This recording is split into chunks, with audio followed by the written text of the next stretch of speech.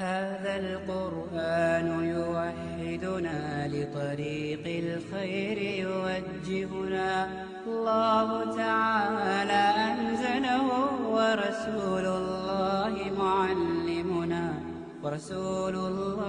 معلمنا أشرقت نفسي بنور من فؤادي حينما رددت يا رب العباد وانتشت روحي وصار الدمع يجري. Bismillah, au nom d'Allah, sans aucun doute, l'islam est la seule vérité. On trouve le pur monothéisme que en islam. Aujourd'hui, notre frère suisse, Inch'Allah, va nous parler d'un autre miracle scientifique dans le Coran.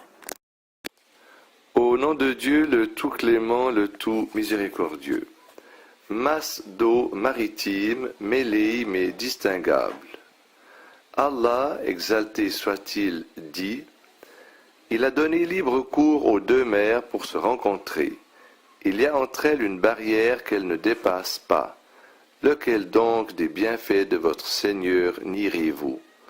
De ces deux mers sortent la perle et le corail. Sourate le tout miséricordieux, versets 19 à 22. Surat al-Rahman.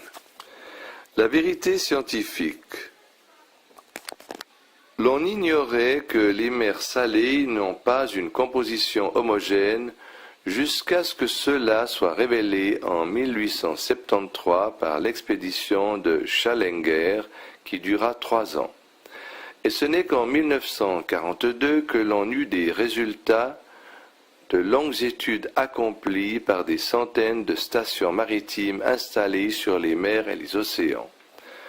On trouva que l'océan Atlantique, par exemple, est composé de plusieurs mers et non d'une seule mer, bien qu'il soit un seul océan. Raison pour laquelle ces masses d'eau n'ont ni le même degré de chaleur, ni la même densité, ni la même salinité, ni les mêmes êtres vivants marins et ni la même capacité de dissolution de l'oxygène. Toutes ces disparités qui sont perceptibles dans le même océan sont encore plus aiguës quand l'on compare plusieurs mers telles que la mer Méditerranée et l'océan Atlantique ou telles que la mer Rouge ou le golfe d'Aden, qui se rencontrent à certains endroits.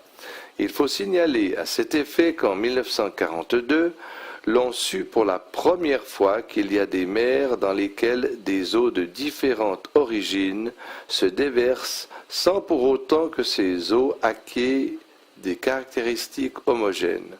En réalité, les eaux de mer ne sont aucunement stables.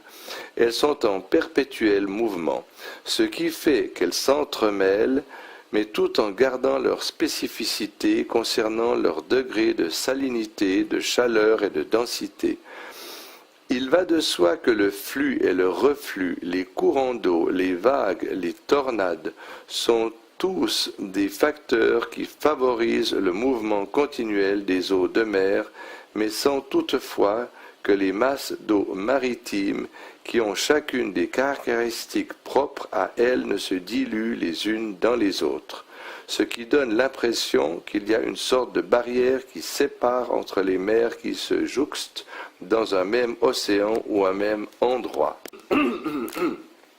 Miraculeux. Aspect miraculeux. Les versets coraniques ci-dessus ont trait à deux mers salées avoisinantes qui s'entremêlent tout en préservant chacune leurs caractéristiques. Et ce, tout comme s'il y avait une barrière qui les empêchait de se diluer l'une dans l'autre. D'autre part, ces versets font allusion aussi aux perles et aux coraux que l'on ne trouve que dans les eaux salées, ce qui corrobore le fait que les eaux en question ici sont des eaux salées. Ce qui veut dire que le Coran parle des eaux d'océan et des mers qui ont des eaux salées, eaux qui apparemment forment une seule masse, mais qui sont en réalité des masses avoisinantes avec des caractéristiques différentes.